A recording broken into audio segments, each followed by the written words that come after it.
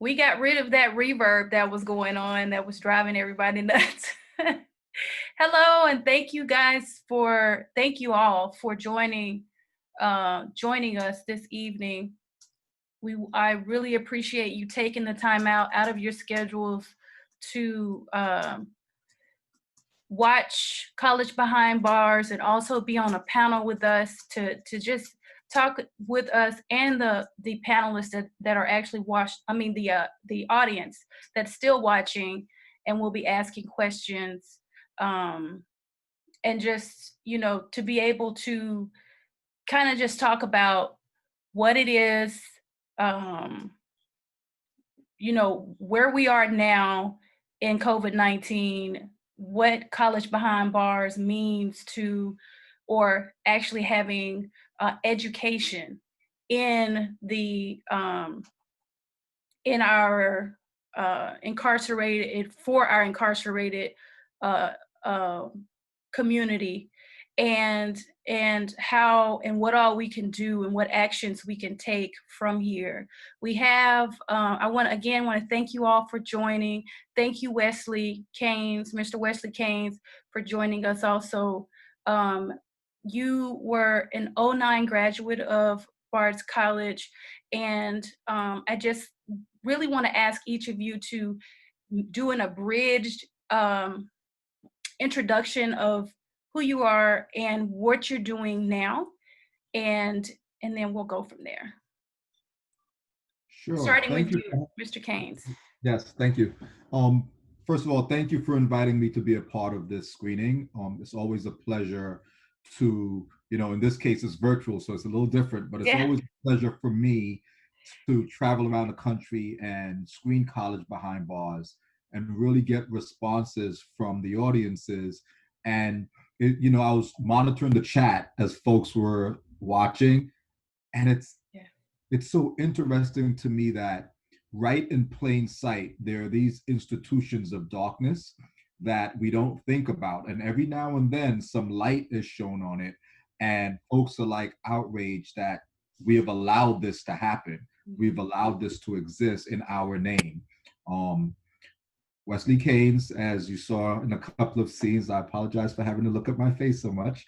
Um, I was an '09 graduate of the BPI Bard College program while I was incarcerated. I was also in the first cohort of men in the program that eventually became the Bard Prison Initiative, the Bard College program. Um, Served a significant amount of time in New York State prison, and access and Bard has really transformed for me and for my fellow alums what it means to re-enter after time in prison, and in some cases significant time in prison. So today chief of staff at the Bronx Defenders, which is a public defender organization in Bronx County in New York City. We redefine public defense. We're a holistic model. We like to say we follow our clients and community members where the system comes after them. So we are in criminal courts, we're in housing courts, we're in family court, we're in immigration courts, like wherever it is that the government comes for people, we stand with them. Of course, the Bronx having the poorest congressional district, you could imagine that it's mostly black and brown, and it's targeted by the system. And a lot of what we saw in College Behind Bars is literally about who we have valued in our culture, and those who we haven't valued, we have created structural inequality that really drive them into behaviors and survival modes that end up having them to go to prison and or jail. And I think that a formal education is great, and everyone should have access to that. But I want folks to take away from College Behind Bars that this is also about opportunity, right? It's not only about formal education, it's just about access, in an equitable way to all that, our society has to offer. And for a lot of folks, mostly black and brown and poor white folks, that access is not there, that opportunity is not there. With that, I'll Yes. pause. You are correct. Thank you so much, Wesley, for that introduction and that information. We're going to move over to Zachary. Zachary Crow is you're the director of DecARcerate in Arkansas. Just tell us a little bit about, what you're doing, a little bit about DecARcerate and what's happening now in COVID-19 times that we are in right now. Sure. As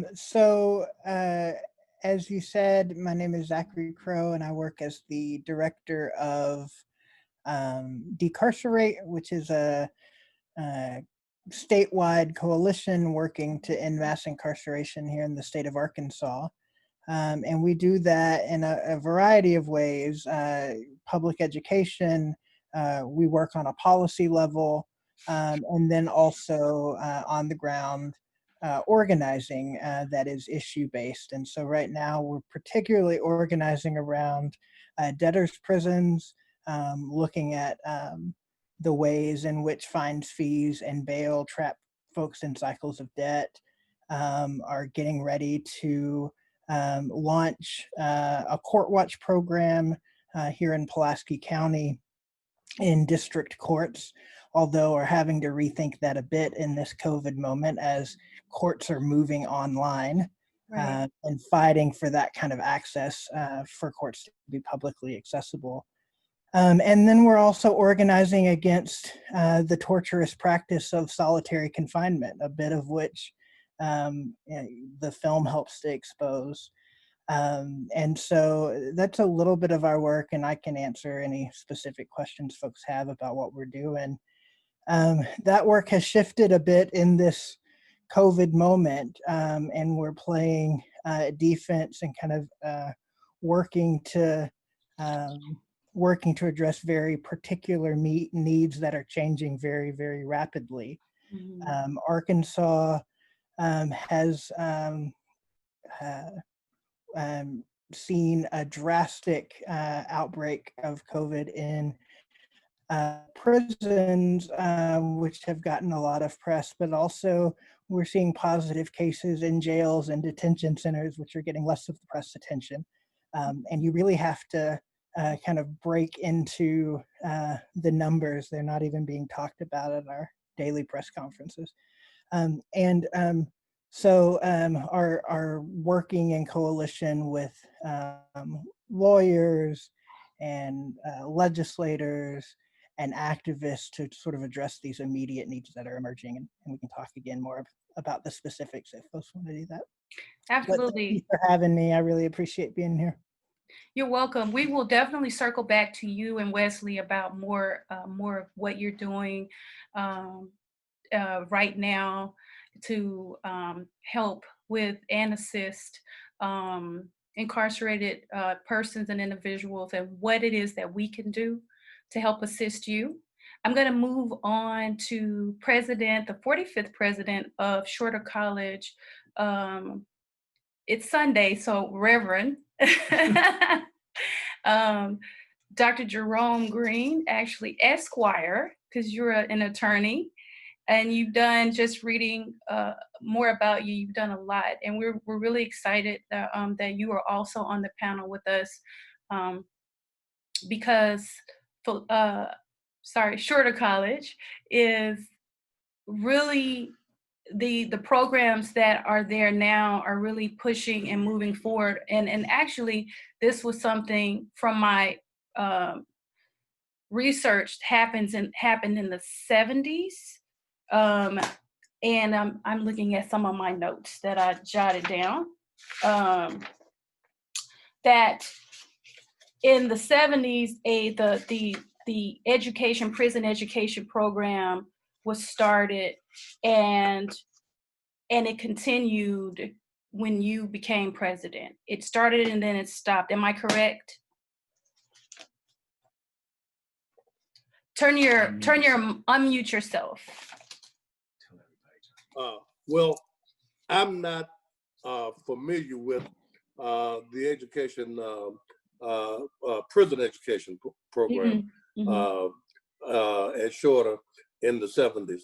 Of course, you know, Shorter College is a faith-based institution that is founded and affiliated with the African Methodist Episcopal Church. Yes. So certainly, it would be consistent with the mission of the college to have engaged in some prison education. I came to Shorter College in 2012. And at that time, Shorter College itself had experienced a very difficult 14-year period in its own history, during which it was not accredited, did not have federal funding, did not really have a student population. The college was essentially dormant from 1998 until 2012, when the AME Church and the Board of Trustees began to work on affiliation with the Transnational Association of Christian Colleges and Schools, and made contact with me. I was in Alabama at Miles College as a visiting professor. That's my alma mater. But they were familiar with me because I have spent most of my professional career in Arkansas. I practiced law in Arkansas for 30 years, and I was the attorney for the AME Church and for Shorter College. So I knew the constituencies, and it was believed that that I might be able to make a contribution to the emergence or re-emergence of the college. So I came in 2012, and we began essentially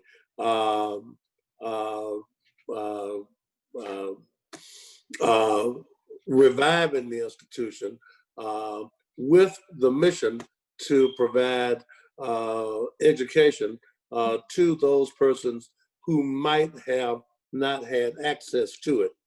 So I like to say that that our focus was having a Booker T. Washington moment in the 21st century. That there are enough institutions that are seeking the top 10% of the best, who are already gifted, who are already have advantages. And so for African American and other poor people who are disadvantaged, what about the 90? And so our focus has been on being an open door institution, so that persons who might not otherwise have an opportunity to have an education could have a better life. So that's where we start from. And then we move to, with that as a mission, trying to serve persons who might not be served by anyone else, and trying to move the sociological needle so that people can move from a place of impossibility to a place of possibility. We started with the Alexander Youth Services Center because we discovered that a youth service center was not a prison that was outlawed by the 1994 crime bill. In other words, it was a loophole.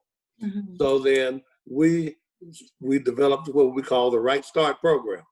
And the Right Start program gave us an opportunity to go to Alexander. We established that program. God smiled on me. The Arkansas Democrat Gazette named me an Arkansan of the Year in 2015, I think, because we started that program, because we had that experience when the Obama administration came up with the Second Chance Pell concept in 2015 and asked for proposals. We put together our proposal based on our experience at the Youth Services Center.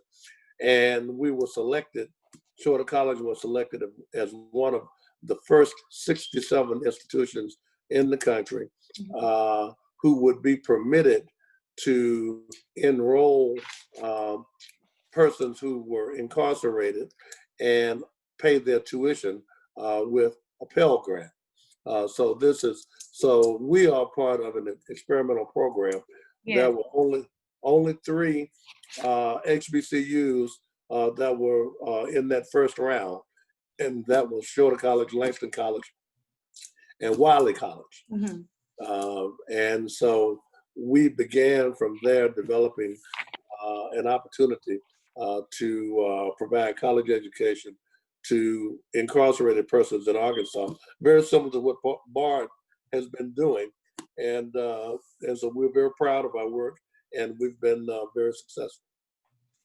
Thank you, President Green. We have, and we appreciate, and we'll also circle back with some questions, more questions about Shorter College.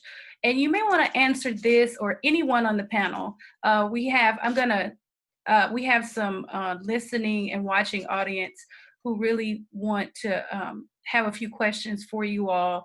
One is, how many of your graduates are able to find employment related to their degrees? And that's for you, Dr. Green.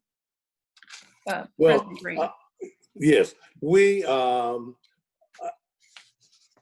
very large number, we've only graduated 36 so far, because the program started in 2016, so we enrolled our first students in 2016. So last year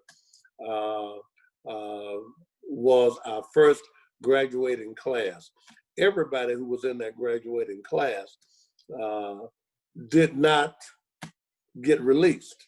So there are some people who graduated that are still there, but I can't give you the specific statistic, but I can say that the majority of those persons who did graduate, who have been released, are either gainfully employed or continuing their education at Shorter College or some other institution.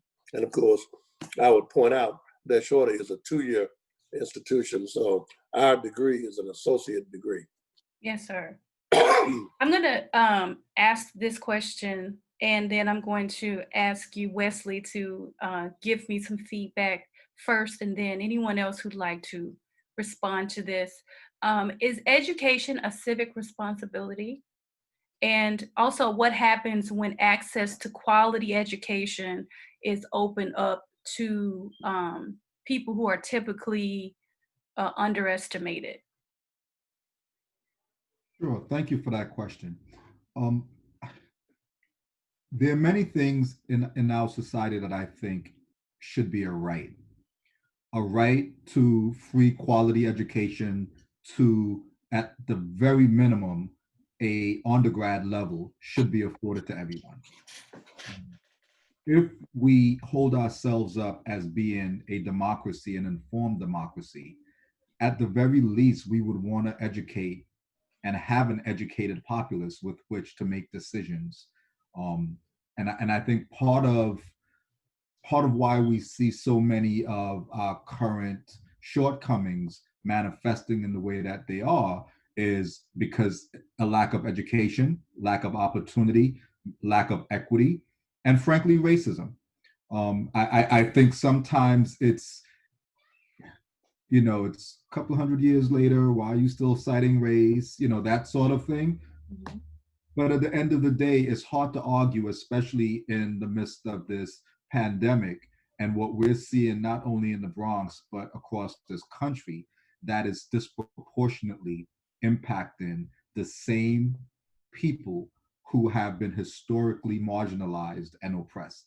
It's not by accident that Blacks and Latinx individuals are suffering more on the coronavirus. It's not by accident that Native Americans are suffering more on the coronavirus. These things are historical, they're systemic, and they speak to other areas in our culture where we do not afford everyone equal access to quality education, quality health care, quality housing, like the clean water, like, you know, the most basic needs that we have as human beings.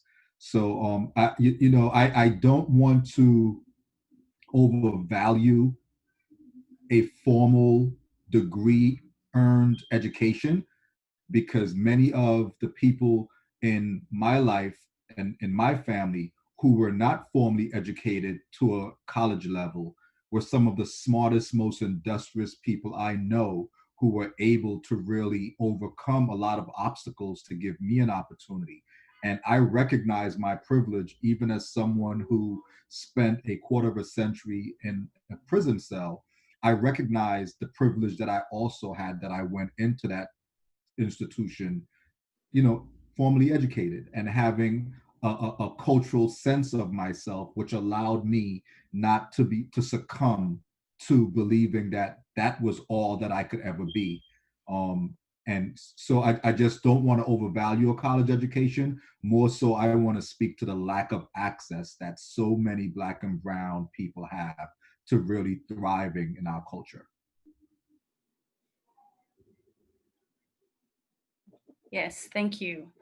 Do you, Zachary or President Green, would you like to answer that question about, is education a civic responsibility?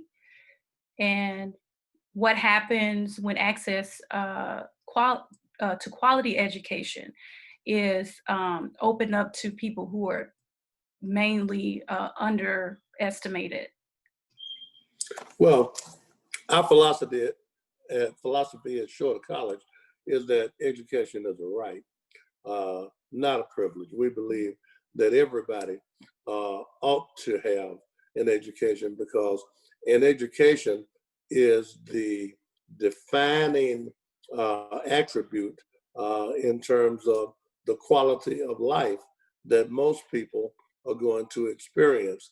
All of the statistics would tell you that a person who has an education beyond high school, less likely to go to prison, less likely to get divorced, likely to make more money, more likely to be healthy and not sick.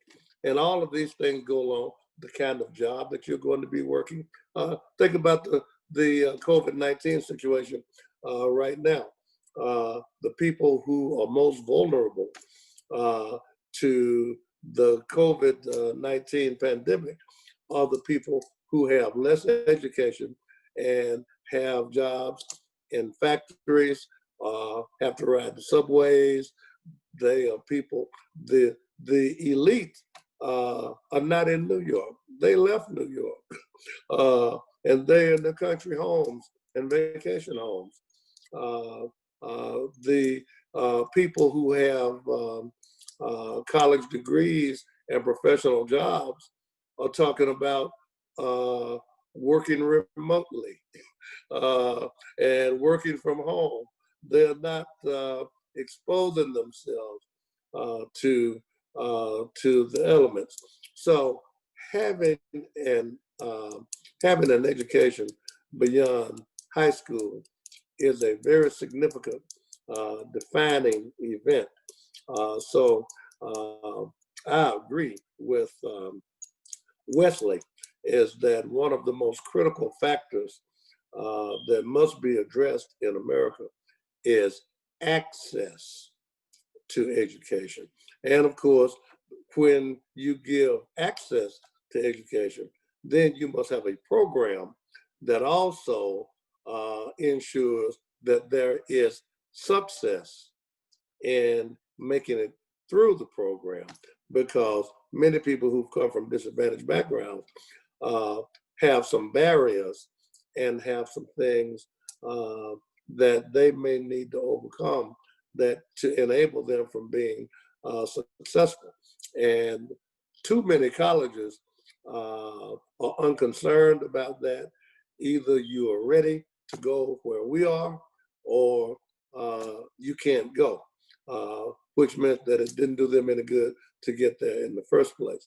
So these are factors that are very important and factors that require first commitment. People have to believe in doing the right thing. But then second, there must be investment in these kinds of things. You know, I could not help but think as I watched the movie about the young men talking about their backgrounds and how their situations led them into their problems. I remember the movie Eddie Murphy, Trading Places. What if they had a different situation? Might they have been different? Or somebody who we see now as being very successful, very prominent, what if they had been where those people were? Would they be who we now think they are? The likelihood is no. Right. Absolutely. And I just want to encourage you all that this is a dialogue also. And if you have any questions for any one of the panelists that you would like to find out or know about, just feel free to ask. Zachary, would you like to answer that question about, you know, the importance or, you know, education being a civic responsibility and I know that DecARcerate do a lot of work around trying to make sure that incarcerated people are given or able to have access to many different rights and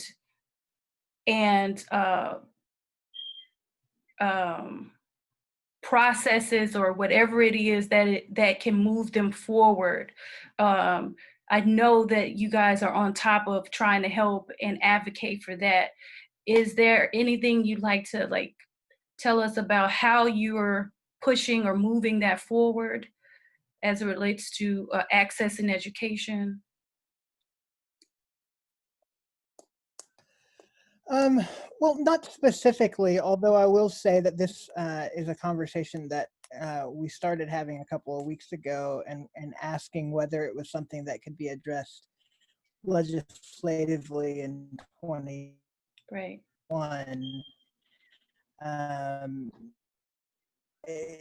The only other side of echoing the responses that were already given and echoing a belief that education is fundamentally a human right is to acknowledge what we all already know, that prisons emerged from the institution of slavery, of chattel slavery, and that fundamentally prisons, and that in that process, people get commodified and used as a form of unpaid slave labor. I was on a phone call earlier today with someone who is currently incarcerated, serving a life sentence. And it was a conversation about the lack of access to programming. I was talking about this panel, and his response to me was just around who we actually give access to these kinds of opportunities. And he said, as a person who's serving a life sentence, I'm never going to have that opportunity. And so I think in Arkansas, particularly, we've warehoused and commodified people in a way that that their humanity is sort of unrecognized the moment they step behind those walls. And so not only is so yes, education is certainly a human right, and I think a part of how we recognize the humanity of people. People don't quit growing and quit learning and quit dreaming the moment they step into prison. And I think this is one small way to recognize that humanity. you, Zachary. We have a question from the audience from Ruby. And Ruby wanted to know, are there jobs lined up for the men and women upon reentry? And I think that was, that's for, I think it's for you, President Green. That's a very important question. And that is one of the areas that we try to work closely with industry and employers to identify companies that are willing to hire persons who have been incarcerated. And there are some companies that are willing to do that. And so our placement director, Devin McCoy, is charged with that responsibility. And of course, most of the time, we don't get to work with the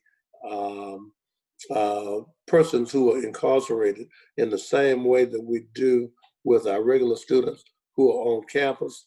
The correction officials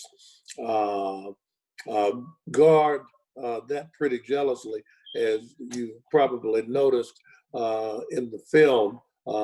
It was a current theme underlying all of their conversation was that the correction officials never let anyone forget that they're running prison. And what they allow any person in prison, or what they allow any external agency that they may be working with, like Shorter College, do is limited and controlled by them. I think Wesley can probably speak to this better than anyone, that upon release, it is the parole office and the parole officer and that board that has a system all of its own.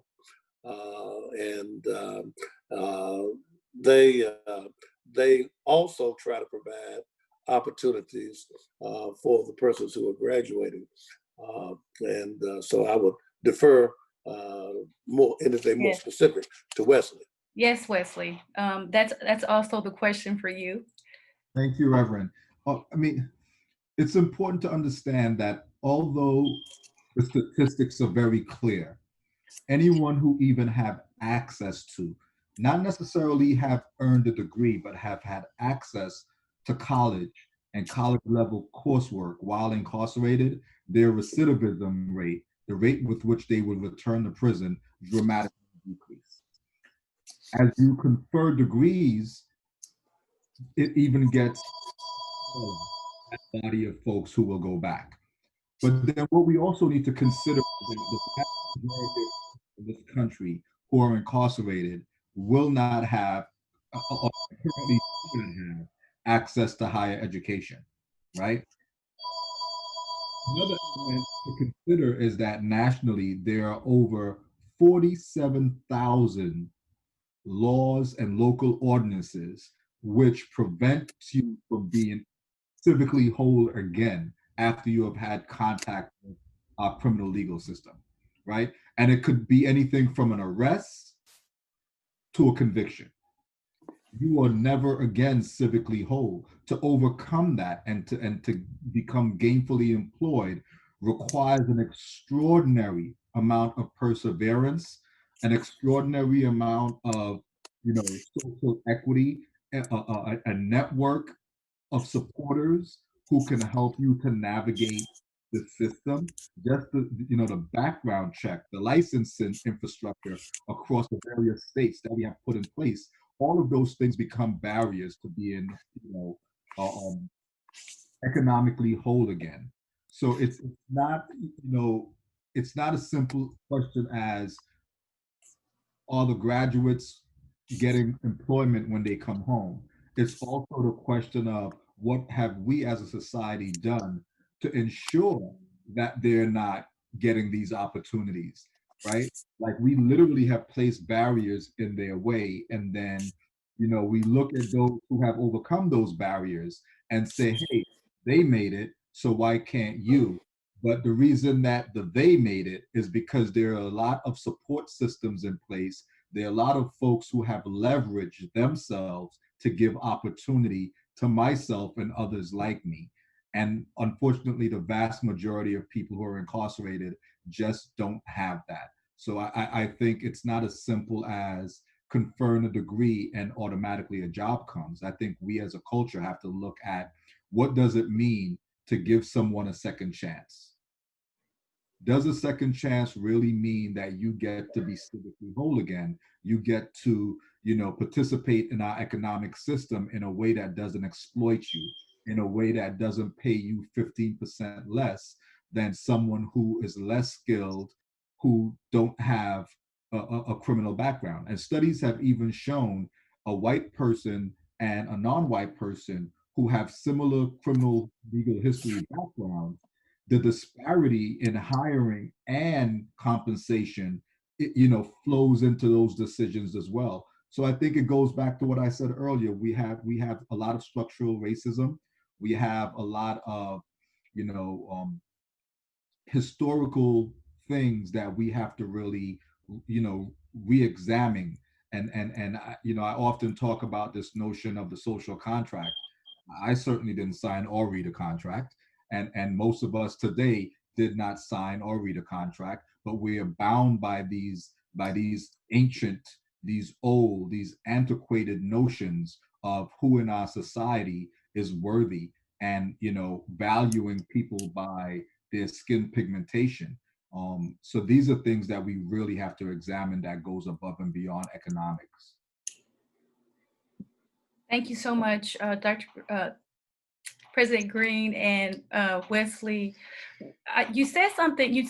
What you both said were very powerful, and I wanted to ask in follow up with what you were saying, Wesley, about the barriers and the people who put themselves as placeholders to try to block those people who are coming out of prison and who are trying to make a life for themselves and have jobs and careers and opportunities. The question is, how are our societies impacted by allowing supporting academic opportunities, allowing and supporting academic opportunities for incarcerated people? I think diversity of experiences, diversity of identity, having that at the table inherently strengthens the table. Mm. And I think we have to buy into that. There's no way, as enlightened that I am, that I could sit around a table of 9 men and the 10 of us come up with the best thing that women should do to make their life wholesome and thriving. That just doesn't make sense. And if you look to do that in 2020, people would look at you like you're insane. But in these times, it's chipping away. But in these times, we have spaces, state legislatures, city councils, municipal bodies that are literally making decisions about people who have had legal systems involvement without any representation of the people who have experienced the system from the wrong end, right? So it's hard to expect that anything that would be, fully encompassing of the richness of this experience could be brought to bear in those legislations and those policies. It just doesn't make a lot of sense. So for me, diversity for me is everything. Mm-hmm. And it doesn't just mean that, I look like you all, we're the same gender, but that we have richness of experience, because it's that experience that will really lend itself to making sure that we're informed in policies that we push and outcomes of those policies. Yes, absolutely. Thank you for that. Thank you so much for that response. Would anyone else like to respond to that question? Would you like for me to repeat it? I know. I don't have a specific response to that question, but when it's appropriate, I'd like to pose a question to my fellow panelists. Go right ahead, Zachary. Yeah. So I read an interesting article a few days ago in the Marshall Project about the way that college programs within prison are being affected in this moment as a result of COVID. And it seems sort of all over the place, right? Some depending on the state and the prison and the institution. Some of these programs are pivoting to Zoom and phone and conference calls, sort of all the ways that everyone else is pivoting digitally. And then some are just being shut down completely. And so I'm wondering specifically if Wesley could speak to maybe what he's seeing across the country, and or would love to hear if the work here in Arkansas has been affected also. Just wondering how we're seeing this moment impact these kinds of programs. Thank you for that question, Zachary. So BPI, Bard College in New York State, is shut down. And, to echo what you said, what I'm seeing nationwide is that different programs have different level of access now to the prison space. Some are shut down, some are going virtual, some are doing correspondence, and some are really just doing snail mail, where papers are being mailed out, graded, and sent back in. So it's really a hodgepodge of responses. Ironically, a couple of weeks ago, I was on a call with a couple of foundation reps who fund the space and actors in the prison education world, from colleges and universities. And we were really strategizing around how we can continue to really provide access to education in a pandemic moment. And I think one of the fears that really came away from that discussion is that we want to ensure, as we pivot, as you stated, to this virtual other way of really providing the opportunity, that we hold in place that once the pandemic is over, the norm and the standard should be in-person instruction. There is something that is lost when you are not in community learning corporately. It literally is an enriching opportunity. It is by way of virtual in the same, or by correspondence in the same. So I think that, we always have to adapt to new circumstances, but at the same time, we have to also have the star of what's important and what the gold standard is. And I think the gold standard should always be to have traditional in-person instruction where there's feedback and opportunity to grow and learn corporately. Thank you. I appreciate that. Yes, thank you. President Green, would you like to? Well, I agree with Wesley that the gold standard is in-person instruction, because there's a lot that goes on dynamically into the learning process that is more than the didacticism of the actual information, or the pedagogical learning of this concept and that concept. People are learning from people. Take, for example, the conversations that we witnessed in the film about studying the classics, and ideas that people would never talk about in the street, like heroism and what is a good death, and on and on. So I agree that the gold standard is in-person classes, and we hope that for sure the college's standpoint, that we will be able to get back to that. That depends upon the pandemic. and colleges don't know what to do with their student population on campus. Colleges don't know if they're going to be able to reopen this fall. Shorter College is 100% online this summer for its non-incarcerated students. I'm not quite sure how I would describe what we're doing with the incarcerated students. As has been said, it is a hodgepodge of a number of different things, depending on what the prison officials are comfortable with, because they see us as outside people coming in. And I'm not talking about the relationship. I'm talking about as a source of delivering COVID-19 into their closed environment. And so they are very, very, very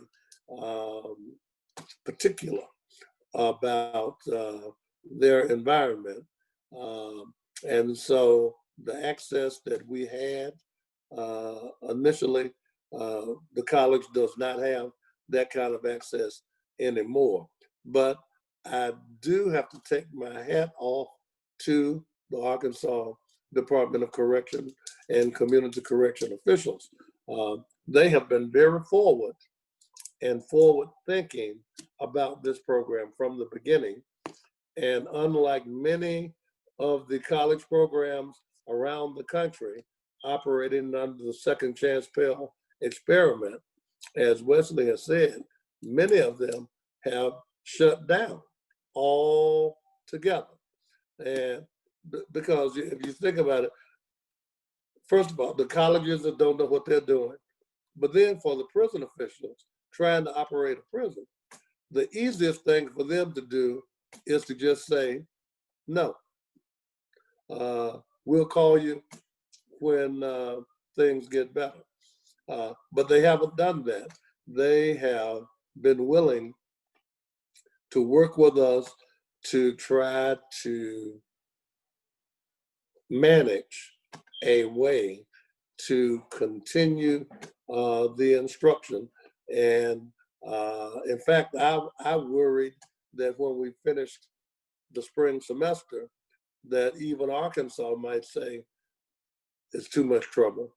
But no, we finished the spring semester, and they have allowed us to begin a summer session.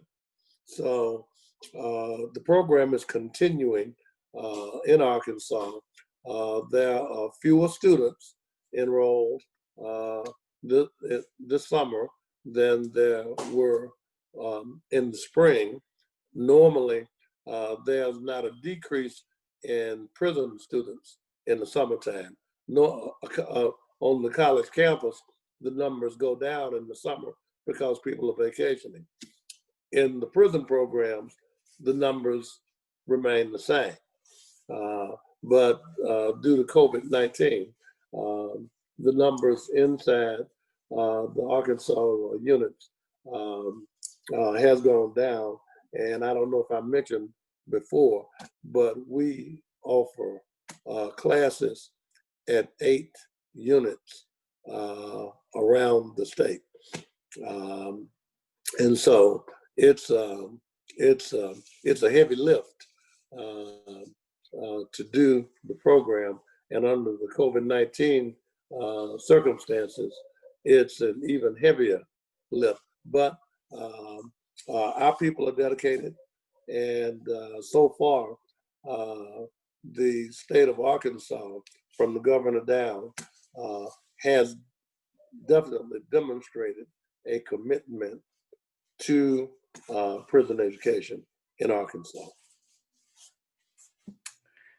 That's good news, President Green. That's real good news. Zachary, what I want to kind of double back just a bit about the role of DecARcerate with job assistance? Is there a certain program that you all work with? How is that for you and DecARcerate? Zachary, I think he's frozen. Yeah. Okay, I'm gonna move on because I think Zachary's frozen. Wesley, I have a couple more questions. Wesley, I wanted to ask you about your cohorts. Do you stay in contact with them, and have you continued your contact with them after you graduated and were released?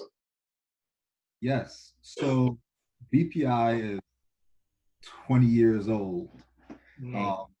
It as a conferring degree program, it's about 18 and a half, almost 19, but the program that became the BPI program is 2 decades old. Mhm. And the 14 men who were a part of my first cohort, we all stayed in touch at various levels in various ways.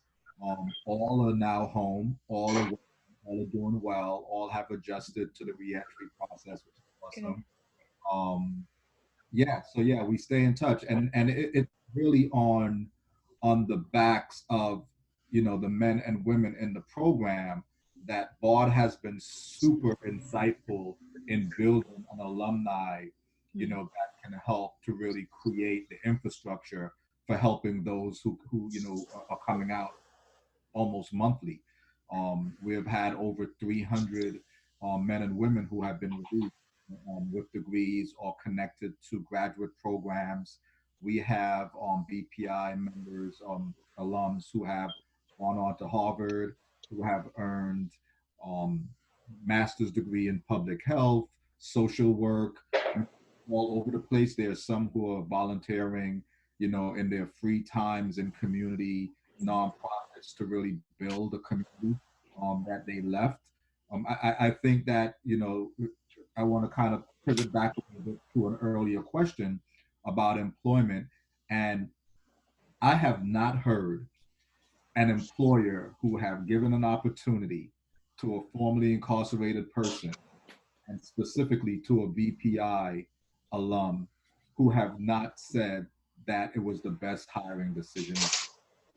Wow. It's literally a population that we are hungry and we want an opportunity. And when we get it, we take the baton and we run with it and we work very hard. And I think that employers appreciate that opportunity that we have gotten and work with it. It makes it very easy for me to contact someone in HR and say, hey, that post, and send it to this person. Mhm. Or there's an application coming in. More people are starting to recognize that there are a lot of men and women with a lot of talent who have been locked away in cages, and, you know, who are now returning to society and who really are deserving. Granted an opportunity, you know, it's a great decision. But yes, we stay in touch. That's wonderful to hear. It really is wonderful to hear. Thank you so much. And I'm really excited that you guys are basically like family and you continue to stay in touch and help support one another. I know that's very important to create that type of community. I had a question. Somebody, this is from Kwame. He wanted to know, how did you get with the Bronx Defender? Oh wow, a career question. So I thought I thought when I came home that I would run as fast and as far away as possible from our criminal legal system. And sometime before my release, I began working with men in the prison who were recidivating. They were coming back, men who I had seen work very hard to get out. And within a short period of time, they were returning. And, you know, corrections is very perverse in this way. They will return you to the same institution where you were released from, almost as a message to those who you left behind, to let them know what awaits them before they transfer you to another facility. It's just perverse. So I saw that, and a lot of men were ostracized because they were returning. And for a lot of us, we felt that we weren't being given this opportunity, and yet you had an opportunity and you kind of blew it. I took another way. I wanted to find out why. What was the driver of someone who had fought so hard to be released to come? And what I found out was that folks had deficits, but just didn't know where to turn and weren't comfortable enough in saying, hey, my family moved away from New York and I have nowhere to live. And when I go home, I'm either going to have to like sleep in the street or go into the shelter system, which is not the greatest. And it really having a housing instability issue can really make you socially unstable. We know this. Um, so folks knew their deficits but just didn't know what to do about it. And I began to work with men who, you know, were getting close to going home but had certain deficits, and I leveraged my friends and family who were in touch with me for the entire 25-year life sentence that I had been doing. And I used this new thing called the internet to get information to help people. And then when I came home, one of those men reached out to me and said, hey, Brooklyn Defenders, another public defender office in Brooklyn, had gotten a grant to build a reentry program, but they haven't. You should apply for this job because you were doing a lot of this inside for years. And I was like, no, I'm working. I had this great job working remotely for a company in Atlanta, a mental health company. But then I said, you know what? Let me check my worth on the market. So I went and I applied and I got the job. I built one of the first reentry programs in a public defender office, definitely in New York City, but possibly in the country. And it kind of grew from there, where I got a lot of notoriety and I helped other offices build similar reentry programs for their clients. And then the Bronx Defenders, I'm a lifelong Bronx guy. I was living in the Bronx, traveling to Brooklyn. Brooklyn is okay, but it ain't the Bronx. Is that the boogie down? Bronx is the boogie down. This is the boogie down. So when the Bronx called me to help give some technical support on building their program, of course, which I did, it eventually led for me to the offer for me to come on staff, which I did. And I pretty much just, I worked hard, I put in long hours, and I did what I needed to do to really maximize every opportunity that I saw before me. And eventually a chief of staff position opened up, a position that hadn't existed before.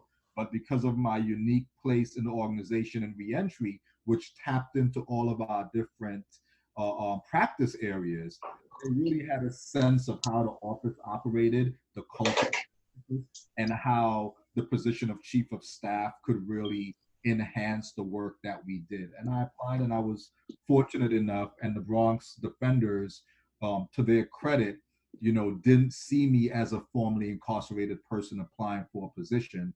They saw me as someone who had something to contribute to grow and build a company. And here I am. That is absolutely wonderful. And congratulations for all of that success. Yes. What I want to do is we don't have we are about, well, it's 8 o'clock or a little past. So we have one more question. None of our listening or watching audience has any more questions, but I have one more that I would like to ask for you. And that is, it's starting with you, President Green, if you guys could quickly answer this with what are some of the things we need to do to move our correctional systems from punitive punishment to more rehabilitative practices? Oh, that's a very big question. I'll let Wesley answer that one first. Oh, no pressure. So I don't know that I don't like doctors, so I don't know that I would necessarily say that I'm an abolitionist, because I'm going to be an abolitionist. I'm going to be a John Brown abolitionist. But I think that the way that we would want to look at our criminal legal system and our prison system any thoughts about transforming, I think we would have to dig really deep and reimagine punishment, right? Like, do the work, imagine punishment. Why is it that we put people in cages? That's like fundamental question for me to ask is, why is it that we feel that that is the only way to correct aberrant behavior? That is the only way that we can address issues that we have in our culture. The vast majority of people who are incarcerated were not birthed into, criminality. And I think we need to look at ourselves as a culture and ask ourselves what in our culture promotes aberrant behavior and address those. And I think if we're willing to do that front end work, then the back end of how we address aberrant behavior may not lead and land at caging. It may lead and land somewhere else. So for me, I don't want to, have like a lot of brain space for how to make a pig prettier with lipstick. I want to just pick animals, man. I just want to not put people in cages. And I know that, there are folks who are going to be like, what do you do to that person who kills their whole neighborhood? Or what, they'll give you the worst case scenario in which there are some, right? There are very bad things that happen, very serious things that happen. People have lost their lives at the hands of people who are incarcerated. But I also think that, the idea of redemption, of change, of humanity has to always be present in any kind of accountability system that we have. And right now, I just don't see those things embedded in our prisons. Prisons are strictly about punishment, they're dehumanizing, they're brutalizing. And I tell you, there's a lot that happens behind the walls and cages of prison than the average American would really want to know about. Because if they did, I think it would challenge their sense of decency in wanting to change it. So I would start there. Thank you. Zachary? Yeah, ditto. I don't think there is an ethical way to do prison. I don't think, I think this conversation of prison reform certainly doesn't go far enough. To me, it's like trying conversation about slavery reform, right? Like, a box on reform gets us nearly far enough, nearly quick enough, and so I'm less interested in that conversation than I am about conversations around abolition or what getting rid of the whole system look like. President Green, did you want to tackle that one just a little bit? Well, I'm still trying to figure out how to make higher education better. Yes. And to do what we do well. I'm not sure that that I'm qualified to tackle how to change or improve the system of correction. Although I think that a great step has been taken by adding college as a part of the incarceration experience through the Second Chance Pell program. And I would just encourage everyone to write your congressmen, write your senators, and tell them that this program is scheduled to end in 2021. It's a 5-year program. And so Congress can do nothing and let it expire. They can renew it and extend it, or they can change the crime bill to eliminate the prohibition of Pell Grants for incarcerated adults. And if they did that, there will be no need for an experimental program. So one of those three things, hopefully, will happen, that program can continue, that education can continue to be available. Thank you so very much. Yes, I would like to thank you all. We're at our end of our panel discussion. I'd like to thank you so much. Thank you, Wesley, for taking the time out of your schedule to join us and give us some great feedback and information that we can use. What we're going to do for everyone who joined the OVEE, if you signed up via Facebook or Eventbrite or OVEE panel, we have your email addresses, and what we're going to do is we'll send out advocacy, organizations information, and also action steps as to how everyone can continue or be involved, get involved, or continue to be involved in the advocacy of prison rights and the responsibility of our states for fair and decent treatment and education. I also want to thank you, President Green, for taking the time out of your schedule to meet and be with us. We will see you on the 31st, and looking forward to joining that conversation with Mr. Jewel Hall. Wesley, wish you could also join, but I know you probably have a busy schedule. But let me know if you change your mind.